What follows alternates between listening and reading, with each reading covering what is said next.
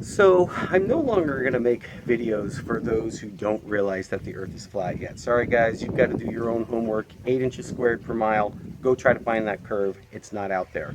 I wanted to fill in the gaps a little bit because I think that my story is one of millions that are coming out. How I found out about that the Earth being flat. My son got cancer, and I pursued all kinds of alternative medicines, plant medicines, to try to find ways of healing him. And I ended up learning a lot about these ancient cultures in the process. And one of the things I learned about was a lot of their plant medicines. And in doing so, I learned that a lot of them believed the earth was flat. And I saw that a lot of the pictures that they held were really, really similar to one another. So I started looking into it.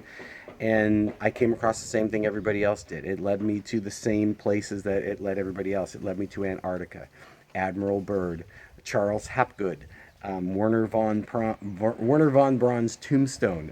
Werner von Braun was a contemporary and a work associate of Albert Einstein.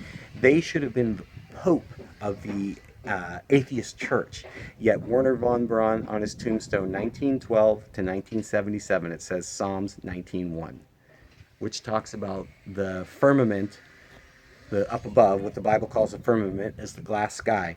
The firmament is telling the work, or the work of his hands is exclaiming his glory. The firmament above shouts his praise, or words to that effect.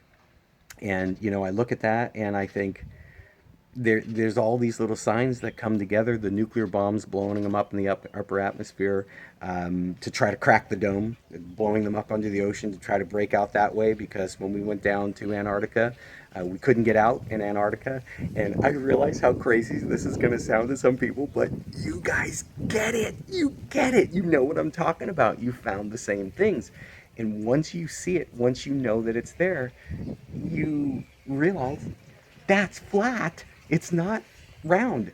And every night I watch the sun go down into this ocean, and you cannot have a line reflection that lays all the way across the surface of the water if it's a curved surface. It has to be flat. So it's kind of cool. Wonder where this is all going, but I feel some type of big culmination coming, and I guess we'll see what that is. So this is video number 2. I'm going to start doing some separate videos about some of these individual subjects, like Antarctica, like Operation High Jump, Operation Paperclip, Operation Fishbowl, things like that that sort of show a concerted effort to try to conceal some of the evidence about the Earth being flat. And dude, life's getting crazy. Keep learning.